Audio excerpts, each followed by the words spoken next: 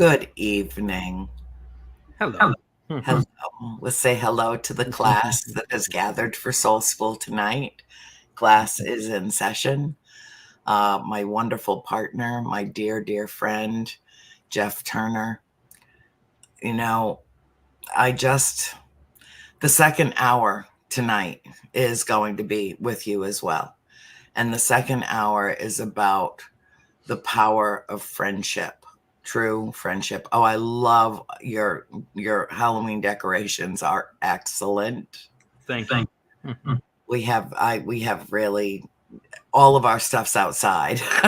Yeah. It's decorated beautifully, but it's dark out. You can't see it, and it's all outside.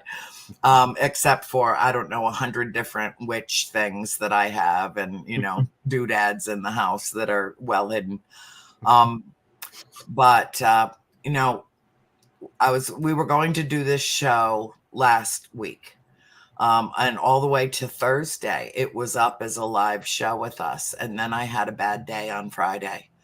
And I was just really exhausted. It was nothing that I could do.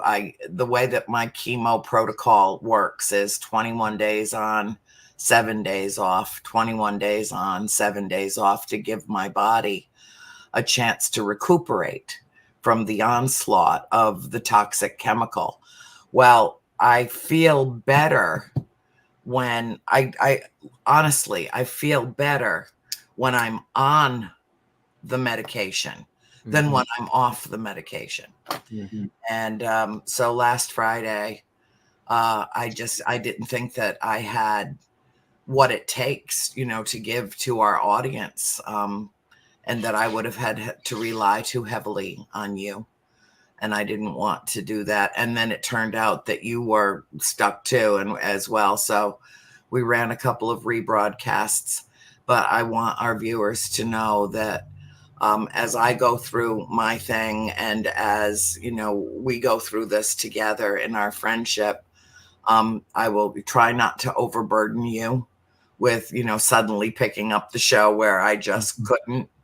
And all through the end of my mother's life, which I want to talk about more later in the second hour, how you were there for me and what that means to me. So for those of you who are with us in Soul School, just click onto A World Awakening, and Jeff and I will continue our conversation a little later this evening.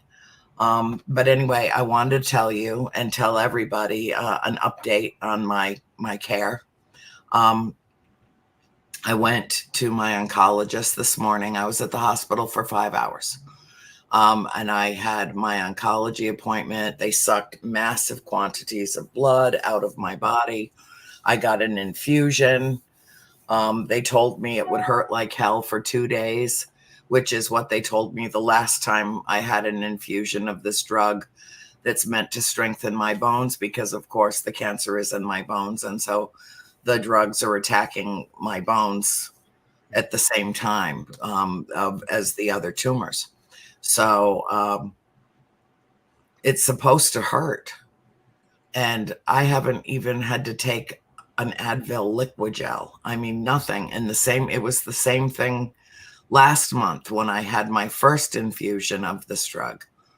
And it's like, are you sure you're putting it in? Because, I'm like, I'm not having any reaction to these drugs, and I feel fine and strong, and I work out in the yard, and I play with the dogs, and we go for walks, and I've just it's supposed to knock me on my ass, and I'm not having that response.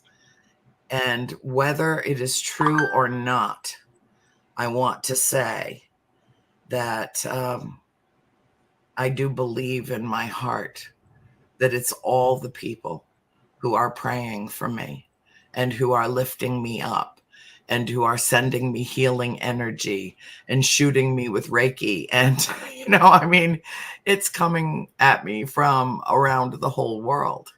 And every day, as I stop to say my daily mantra, I think about, all the people that have taken time out of their day to think of me and to implore the universe to do whatever is in its power to help me through this as I go down this path. And so for that, I just wanted to acknowledge to everyone how grateful I am. It's like having a world full of students who bring you an apple every day and just, place it. It's such a gift when someone says your name in prayer or in meditation or in just that moment where they stop and go, Annie, take care of Annie. Just that. Mhm. What an incredible gift. So, what we were going to talk about last week, we are now going to talk about this week. And I'm very interested to hear what you have to say about this. And the title of tonight's show is Etched in Sand and Set in Stone. Hold on. I can see into the stratosphere, but I can't read a menu in a restaurant. Great. Okay. Tonight we will examine our own duality. We are essentially spirit having a human experience here in Soul School, bound temporarily to this state of being. Regarding our perishable vessel, none of us will live in it forever.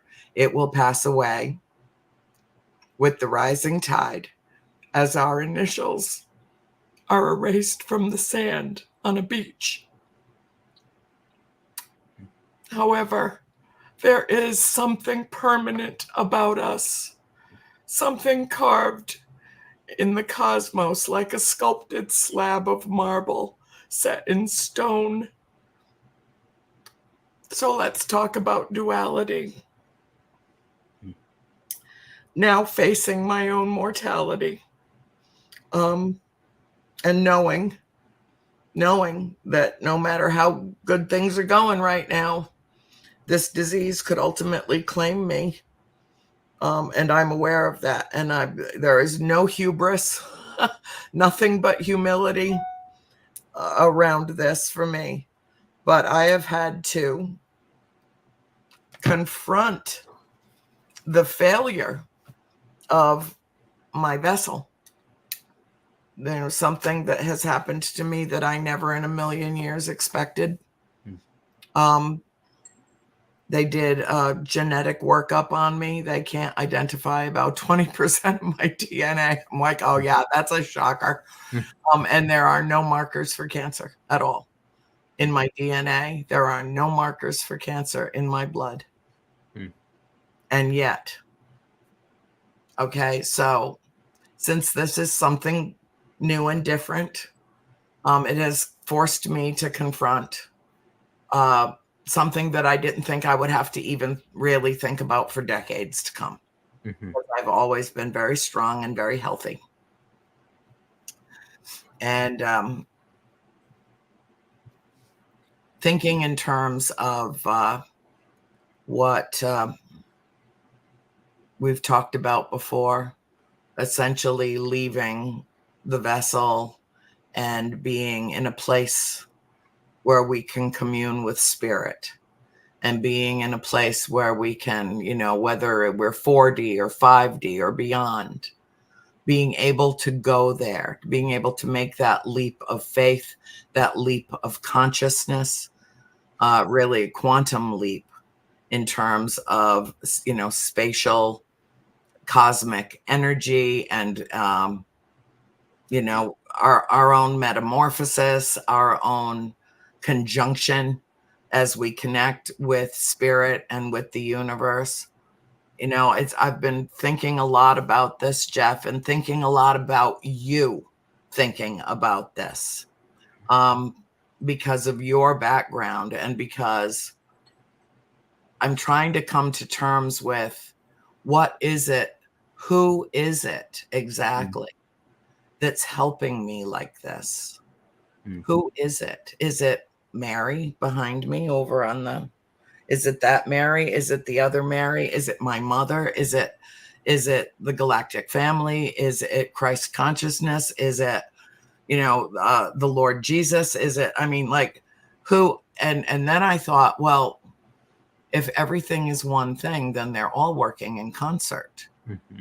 Everybody's working in concert. Like you can almost hear the music, the heavenly and, the heavenly host sing hallelujah. I mean, it is, all I know is that this journey for me thus far, though I always considered myself to be a very deeply spiritually connected woman, especially since living at the farm as a child and knowing that there is something beyond our mortal existence, have always considered myself to be in touch, in tune, connected, a deeply spiritual person. I mean, I sought out, I got a degree in philosophy. You don't get a degree in philosophy until you have studied and mastered all the world religions. Religion and philosophy, they go together. Mm-hmm. And I searched and searched and searched. And it wasn't until I was told by a prominent oncologist that I had inoperable, incurable metastatic breast cancer that, I was like, oh, fuck no. No. Yeah. No. Get out. Get out. Get out of my big fat fluffy temple now. Now. And it was in those moments, when I first received the diagnosis, that shift occurred in me, that what my friend Erin says, you have to sacrifice your old life to have your new life. Mm-hmm. And everything changed. And how many times have I said to you, 2024 is the year of the paradigm shift. Everything will change. Nothing will be the same, which in some ways, especially politically, scares me. Mm-hmm. But on the other hand, this is the year that my mother passed away, and is stronger now than she was in life. Yeah. More powerful now than she was in life. I got a message from her yesterday morning. I got a message from my mother through my dear friend Kristen, who's a medium, and she called me up and she said, "You have a question for me?" And I said, "Yes, I need to know if Mom and April are together." And she got very quiet for a moment and then plucked from the cosmos a message that I would understand completely. And that is pineapple upside down cake. April, before she died, came here and spent 3 days with Mom and Christine in this house. And she left Sammy behind because he was going to stay here until she went and had her surgery. And then she was going to come and convalesce here. But she never came back because she died the night before her surgery. And while she was here, she asked Mom several times if Mom would make her famous upside down pineapple upside down cake. And Mom said, "When you get back from your surgery, I'll make it for you then." And she never came back. And that haunted my mother until she drew her last breath. But she didn't do that for April. If there was a message to come through for me, that was it. Yeah. That was it. So let's talk about duality, my friend, my dear friend. And then in the second hour, we're going to talk about the healing, therapeutic, uplifting, inspiring role that true friendship plays in our lives. Yes. Well, and there's a lot in there. There's a lot in there, and what to pick as a point to start from. There's a lot to say, but number one, I hope and I know that you do, how much you mean to all of us, and not just me as an individual, as your friend, as your brother talking to you, but all of us, everyone in the chat, everyone who's not here. You mean so much to so many people. It's absurd. Like, in the best way. It's absurd how much you mean to so many people. I was just on the Paranormal Voice on Wednesday with Dale and Michael John. Yes. And, those two gentlemen as well. I mean, just when your name comes up, their eyes brighten and they can't say enough good about you.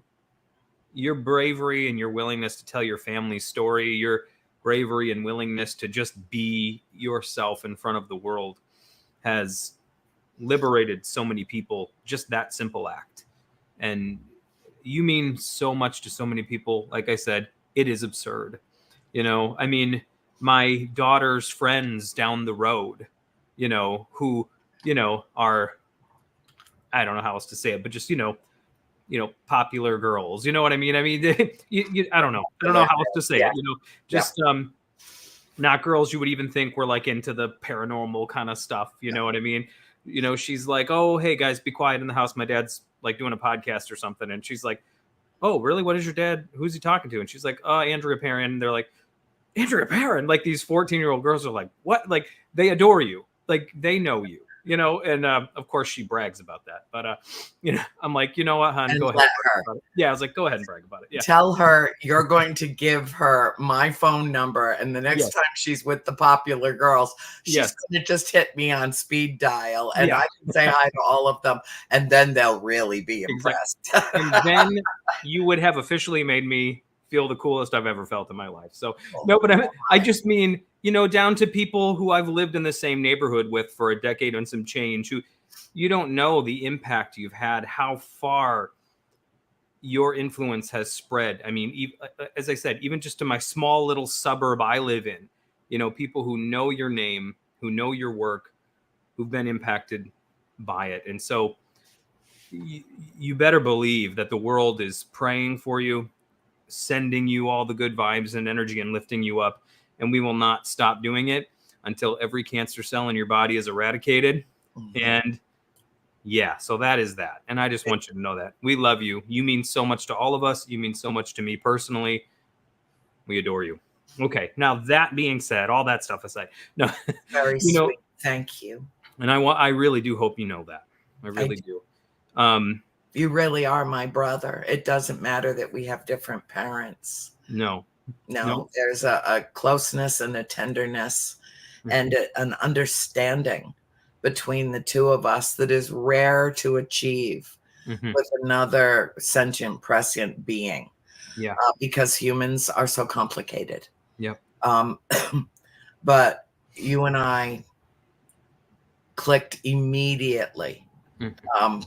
Immediately. We knew each other. We recognized it was a reunion. I'm convinced of it. Yeah.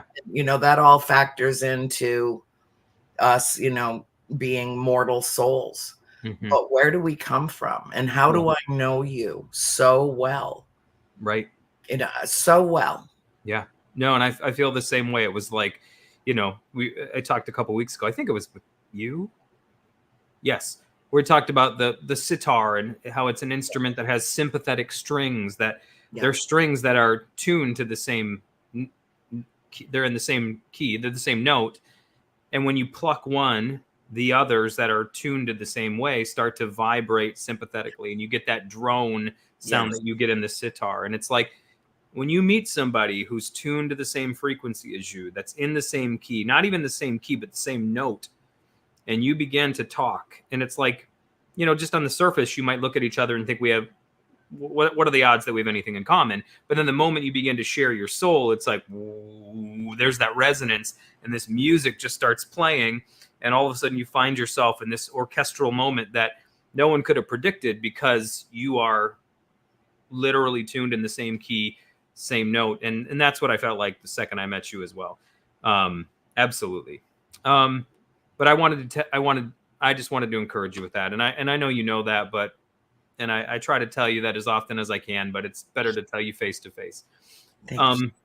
Yes. But there's a lot in what you said in the intro that I would like to hit on.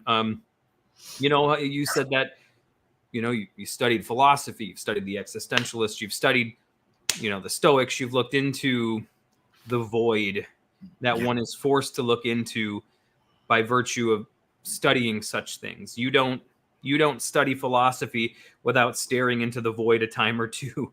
Yes. And you also don't experience what you experienced growing up in the house you grew up in, or I don't experience what I experienced growing up in the home that I grew up in without looking into that void a little bit and realizing there is darkness in this universe. There is something that seems to be antithetical to light and love that's out there. And every now and then it brushes up against us and sends chills down our spine. And we know that it isn't all just cotton candy and rainbows, but it isn't really until you face mortality that it really hits you. And I've never had a scare like that. I really haven't. I've had a couple of close calls, like car accidents and things like that, where I realized how fragile of a membrane there is between it is. Yes. And how easily punctured that membrane is. I mean, we're literally broken yellow lines on the road away every day. A human being can drown in this much fluid. Exactly. Yeah. I mean, exactly. I mean, exactly. I mean, when I was a kid, I swallowed an ice cube, just like the one in your glass, and almost died, except for the fact that it melted before I died. But I mean, I was blue. I mean, it was an ice cube. I mean, it's like, it's so fragile. Yeah. And we don't think about that until we experience it, in the same way that, like, you could drive a car for years, and relatively no issues. You get the oil changed regularly. You have the tires rotated when you need to have them rotated. You do the regular maintenance on it, and you don't face any major hiccups. And then all of a sudden one day you start hearing a clicking, or all of a sudden one day you put your foot on the gas and it doesn't accelerate. And you're like, what's this all about? And you find out your transmission's bad. And a couple $1,000 later, you got a new transmission. But all of a sudden you're made aware of the fact that this thing that I've only ever seen as a means of getting me from here to there, and I know I got to do regular maintenance on it, change the oil, in other words, I brush my teeth, I take a shower every day, like my physical body, I take for granted the complexities of it. I do the things for it I'm supposed to do for it, the tune-ups here and there, but you don't think of the big things going wrong. But so, like, if your car, if all of a sudden the transmission goes, all of a sudden it goes from this thing that gets me from here to there to this thing that can drain my savings account. You know what I mean? This thing that is a potential death trap. If I hadn't gotten this fixed, it goes from one thing to another thing like that when you encounter its fragility. Right. And the body is the same way. Mm-hmm. We live in it all of our lives, and we take for granted its fragility. A year ago, a couple of days ago, my dad had a quadruple bypass, and I well remember. Yeah, and it was a rough time, and it was one of those moments of facing my father's mortality, of like, geez, your dad is always this larger than life figure. He's had some scares here and there, but he always overcomes. My dad's just like, he's not like a big burly guy, but in spirit he is. You know what I mean? In spirit, I've seen my dad take down things that would take down literal giants. And my dad's just the kind of person who can face a thing, and he's my greatest inspiration in life, along with my mother. And but this took him down. I mean, it almost killed him. And it was like, if he had not mentioned to his during his routine checkup, because he's diabetic, if he had not mentioned to him, oh, I've been feeling a little worn down lately, and they gave him a stress test, they would have never found that out, and it probably would have taken him in a matter of weeks. And it was like, geez, he was so close. He was a comment to the doctor on his way out of the office, away from that being how he ended his life. I wouldn't have had him today. You know what I mean? My family would probably be without father, grandfather, husband today, had he not made that one comment. That is how fragile it is. And then once you see that, your eyes open to a reality that they're previously closed to, and you kind of never see life the same way again. And I really think that's what the Garden of Eden story is all about. I I really do. absolutely I think agree. I think that's what it's a metaphor for, is that you have these individuals who are created in innocence and ignorance. They're naked, but they don't recognize their nakedness as anything other than just their natural state. They don't think to comment on it because it's simply what they've always been. And then you have the serpent that appears in the garden, and all gardens have serpents in them. That's the thing to know about life, right? Mhm. The most idyllic um, paradise, there's always a serpent in there somewhere, and it bellies its way up to them, and tempts them with a forbidden fruit, and they partake of this fruit. Of course, this is all metaphor. None of this is to be taken literally. If you take it literally, you're going to miss the point. They partake of the tree of the knowledge of good and evil, Right. and they encounter distinction, right? Whereas before, everything was just, hey, everything's great. They didn't experience reality as split down the middle between good and evil. And most theologians and the church fathers always taught that there was going to be a time when they would have been allowed to partake of that, but Mhm. not until they were mature enough to understand it without it ruining them. Sure. But the serpent that approaches them gives it to them prematurely in some way. And the interesting thing is, it says that they're naked and feel no shame. And then it says, now the serpent was more crafty than any of the other animals in the garden. And the word crafty in Hebrew is actually a play off of the word naked. So right after it says they're naked and feel no shame, it says that the serpent is essentially, what it means is he's the most naked, which to me is always interesting, because how can you be the most naked? Isn't naked Yeah. naked? Yeah, I mean, to me, Yeah. naked is naked. Thank But you. the thing about the serpent is it constantly sheds its skin. Right. So it's more naked in that it's constantly casting off its skin. So it's symbolic of how in touch with this darker side of reality this entity in the story is. Mhm. And so it slithers up to, or actually crawls in the story, up to these individuals who are naked and don't yet understand that as being anything other than just how things are.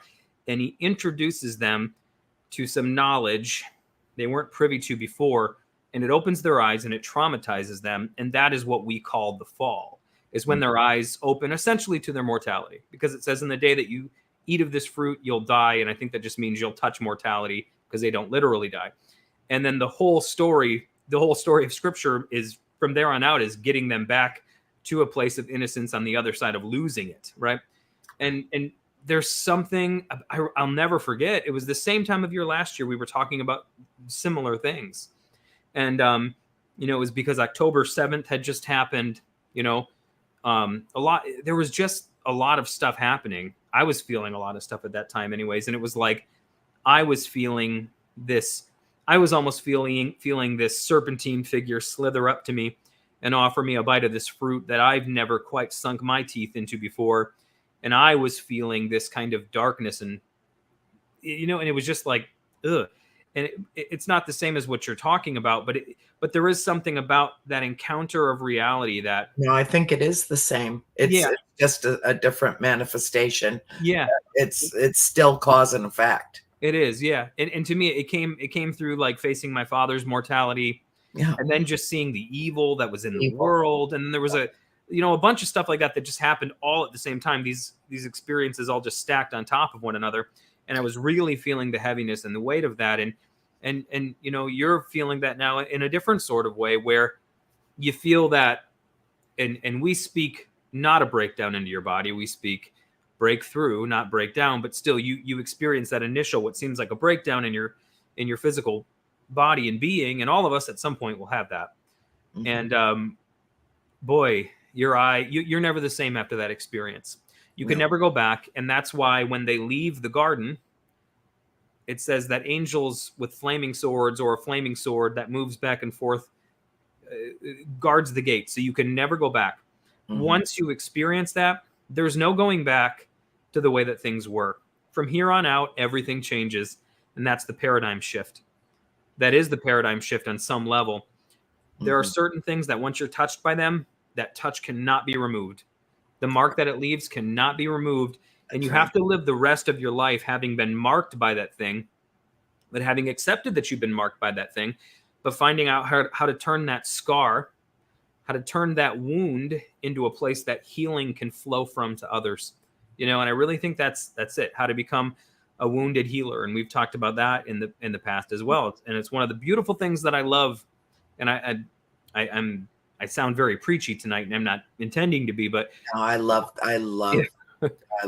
your preachiness. Well, thank Preach you. on, preach Well, on. Why I love the Christ story so much is you have the story of a man who is thrown into the meat grinder of meaningless suffering. He is innocent. He is in his prime. He is the prime example of what a man or a woman could or should be. Ultimate love, inclusivity, that's what he manifests. He is innocent on all charges leveled against him, and yet he's thrown into the meat grinder of meaningless suffering. And then the story tells us that he's resurrected, right? Mm-hmm. And he's resurrected with all power and authority given to him. And when he appears to his disciples, when he appears on the other side of his resurrection and people see him as he is, he has to tell them, peace, don't be afraid. Why? Because they now are like, oh, no, he's back.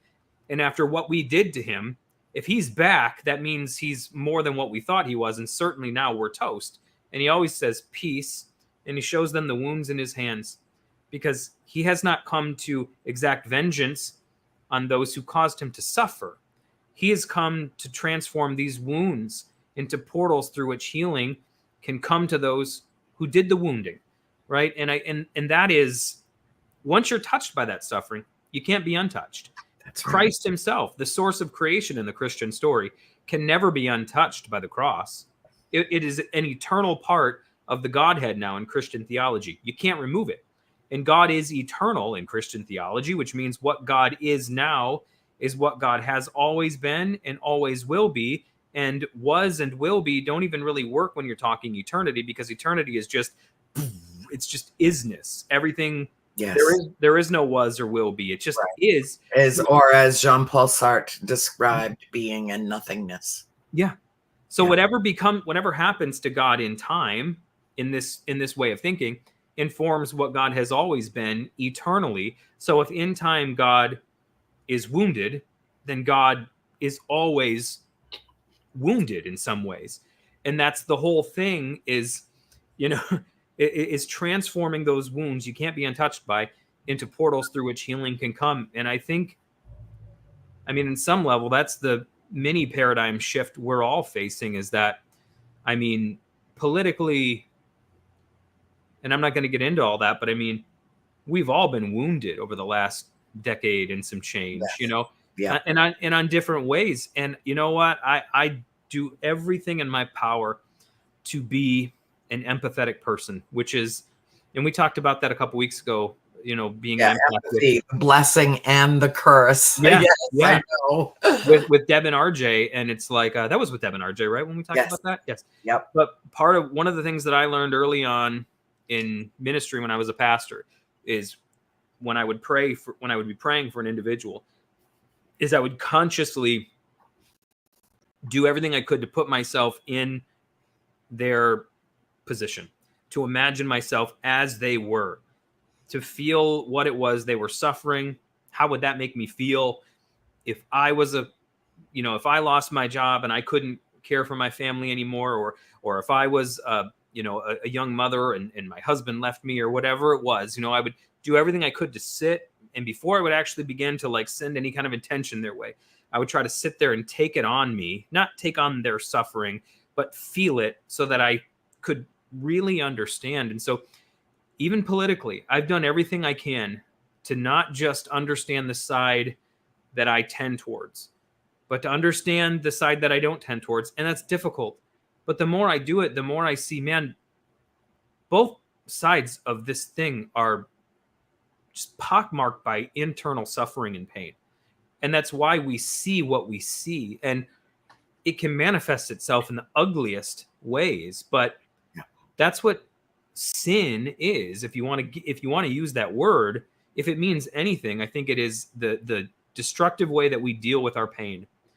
And we've all been wounded so deeply by the things that are happening in the world, and by the combating ideologies. And it's like, the paradigm shift, in my opinion, at least one aspect of the paradigm shift, is us transcending the binary that says, you're the source of my suffering. No, you're the source of my suffering, where we're just constantly doing this at one another and then we undo each other, which I've been talking about it a lot lately. But part of the paradigm shift is when these two things, these forces that are threatening to undo each other, are stopped dead in their tracks, and they take note of this third force, this anomaly that emerges, whatever that is, whatever it is. And for some, it'll be a religious experience.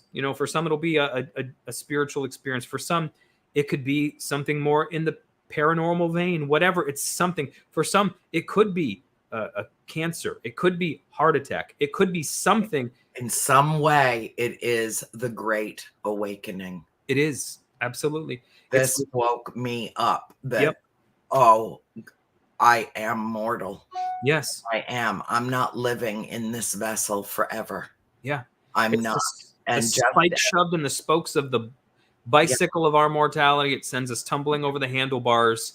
And, well, now what are you going to do? You know what I mean? You can sit in the dirt and be like, geez, I wish that wouldn't have happened. Or you get up and you learn, and I think that's, I don't know, that's the calling that I'm feeling right now. If there's a bell I'm called to ring, it's that, because I see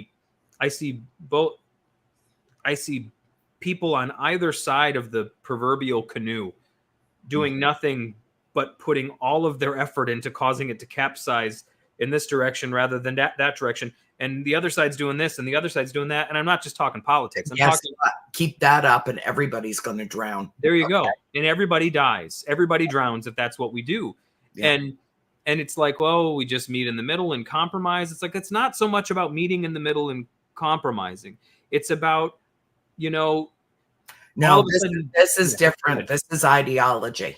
Yeah. This is ideology. It's not, this is, do you want a democracy or do you not give a shit?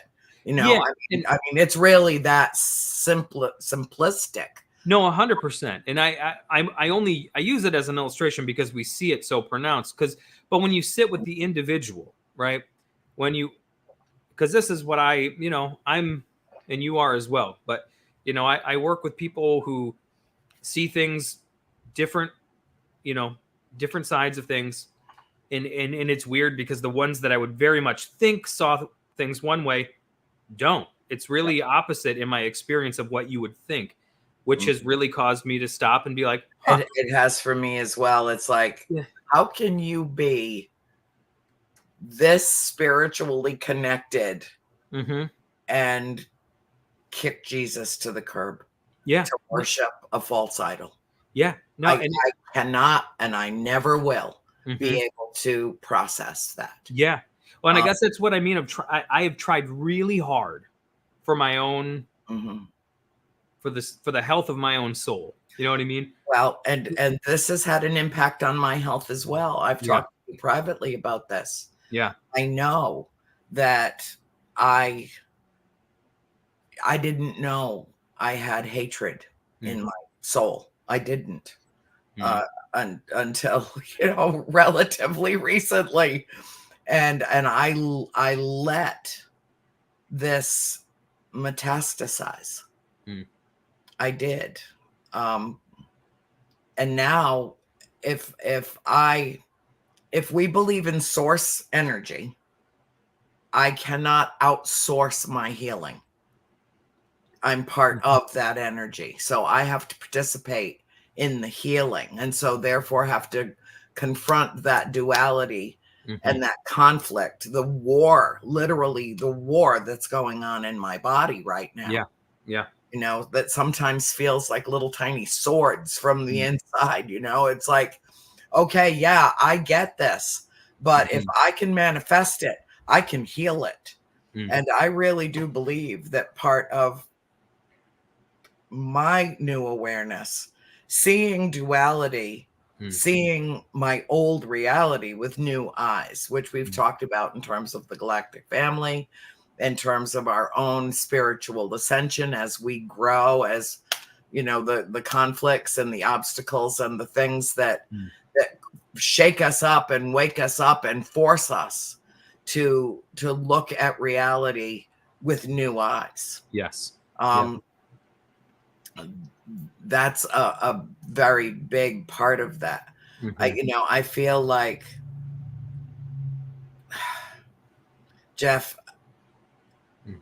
it has been such an internalized journey for me, and I'm only a few months in, not even. Mm. I mean, I wasn't even diagnosed until the end of July. So I'm just starting this journey. And the more I find myself deep in thought, confronting what I face ahead of me, and not, that not knowing thing. Like, Mhm. it's great to be defiant, and it's great to be um, very confident that I've got the wherewithal to defeat this, Mhm. heal myself and cleanse myself and be cancer free. I really do believe that I have everything that it takes to defeat it. But I'm also intelligent and pragmatic enough to realize it might not go that way. Yeah. And so one had better take some time to Mm. think about what if, Yeah. Yeah. and put things in place, which I have done, Mhm. to make sure that should I take a sudden turn, that Christine has everything that she needs, in terms of my life, my paperwork, my banking, my everything, everything, Mhm. so that she can step in for me. And that was something that was smart to do, but also hard to do. It's why so many people refuse to write a will. Yeah. They're just so damn sure they're going to live forever. My father among them, Mm. who just turned 89 and said, "Oh, yeah, I'm going to be Mm. here till I'm 120. Mm. Okay, so you haven't done anything about planning ahead Mm. for the future. Well, Mm. I'm having to think about these things now. I'm working on him. Yeah. Mm. But and that's part of it. That's part of examining our duality. Yes. When you're a kid and you go and to the beach and you write your name in the sand, or you write the name of you and your friend in the sand, or your initials, and you circle it with a heart, Mm. and then you play in the sand, and the tide comes in, and you look back, and all of a sudden those identities of, those markers of who you are gone. Mm. They're out with the tide. The beach is transformed Yeah. because of the changing of the tide. Mm. And in a way, there's something so remarkably spiritually beautiful about that. But it speaks to the temporary nature of our vessels. Yeah. But Yeah. that's not, I don't believe that that's the truth of our being. Yeah. I believe that we are each very much spiritually connected, Mhm. and that we don't have anything to fear of death. I don't want to be in pain, but I'm not afraid to die. Right. And my mother was not afraid to die, because we know there is something on Mhm. the other side. And I know my mother is still around, and my sister is still around. And, everybody in our family has repeated visitations on a regular basis, things that are absolutely unmistakable. Mm. And so that brings me a great deal of comfort. Mm. But I have to say this to you, Jeff, and you're going to admit that you've heard it from me. Mhm. How many times in my despair for what's happening in the world, how many times I have said, I don't belong here. I don't belong here. I Yeah. don't belong here. Well, if you Mm. say that enough, the universe is going to make arrangements for you not to be here anymore. Mm. Okay. And there's this great commercial Spectrum does with this guy who puts himself, they load him into a cannon to blast him off. And he's like, oh, I can do this. I can do this. And he's got his cape on and he's getting into the cannon. And then he's like, I changed my mind. I changed my mind. I changed my mind. I laugh my ass off every time I see it because I've changed my mind. I want to live. Yeah. I want to live and I want to get through this in maybe a unique way, maybe a transformative way that's a kind of a mixture of spirit and physical and science and faith and all of it all wrapped up together. But I want to live and I want to get to the other side of this. And know that it's not coming back, that I have shed what is toxic, that I have, and then write about it and then share it with people, share this journey so that maybe one thing that I say, one sentence, one paragraph, one moment that they're watching this show, something resonates. Yeah. And that switch gets flipped on and the awakening happens. It's called the Great Illumination for a reason, because yes, there is darkness, but one pinhole in the darkness can illuminate all of it from the light. Yep. And there's nothing the darkness can do about it. Nothing. Once light is manifest, there's nothing darkness can do to overcome light. That's right. That's it. That's it. Yeah. That's it. And that's our duality. Yeah. Good and evil, darkness and light. Yeah. Hatred and love. Yeah. Although I do believe that fear is the opposite of love. Yeah. I think that hatred is born of fear. Yeah. Fear leads to survivalism. Survivalism leads to me first. Darwinian self-interest leads to the destruction of the other in the name of preserving the self. Absolutely. And, you were talking about the writing your name in the sand at the beach and in the tide coming in and gradually removing it. And that is the nature of it. But there's also a way of looking at that, and that each time the name begins to fade, the essence of what that name represents is being carried out into a larger reality, being carried out into the ocean and spreading out and becoming more than what it was when it was just a symbolic representation of a human being written in the sand, right? As it is pulled out, it disperses, and in its dispersal, it doesn't become less, it becomes more. And when it's gone, to us, it's gone, but it is now so a part of the collective that it's everywhere rather than being localized. And I think in some ways that's what happens when we transition. And I think even part of, it's interesting that you talked about the will, because my dad's had a will made up since he was like 30. But he recently revised it and sat us all just down Sunday evening and went over all the specifics of it and whatever. And so it's interesting that you say that, because my mind's been on that. And my mind's even been on that when it comes to my own kids. I did it about a decade ago myself. But, just like we're not here forever. So we need to be very mindful about what it is we leave behind, both physically and also spiritually. And I was thinking about Robert Johnson, the Jungian analyst who was a disciple of Carl Jung.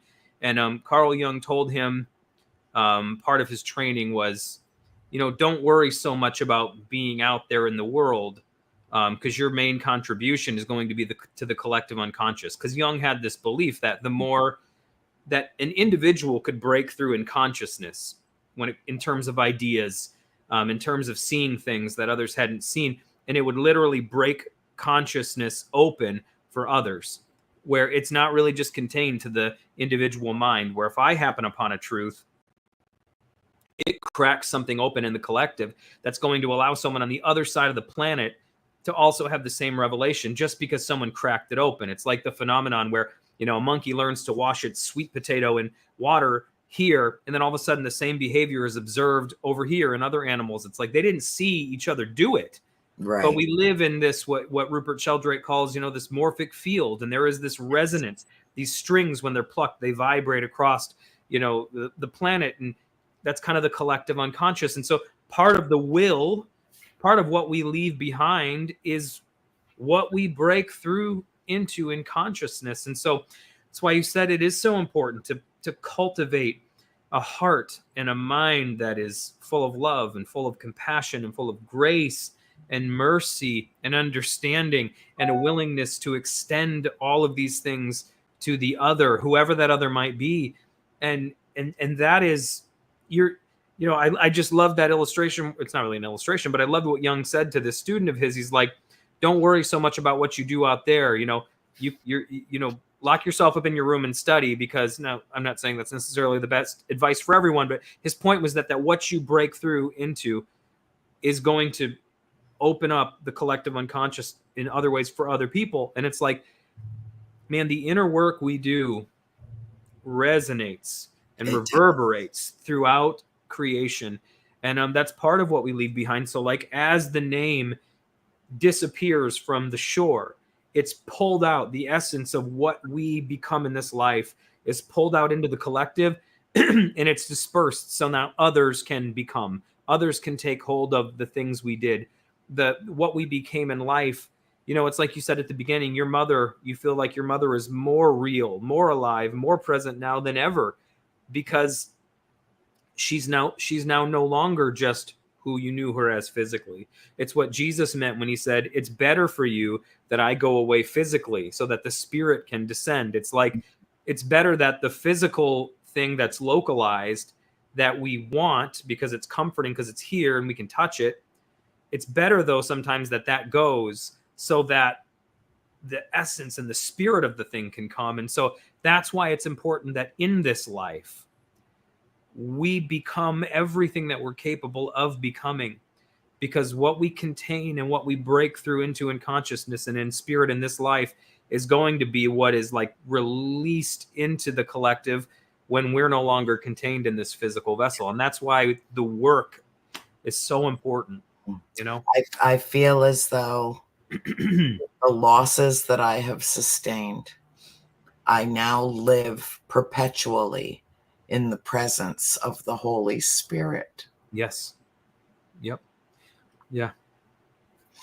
And on that note, Bill's throwing us off the air, so I'll see you go do what you need to do. I'll see you in a few minutes on A World Awakening. Okay. And we'll pick up where we left off, my darling. Okay. All right. Okay. Thank you, everybody, for joining us on Soul School. Yes. Hop onto A World Awakening in a few minutes if you care to. And Jeff and I will continue on along. And thank you all for joining us. And with that, class is dismissed. Good night.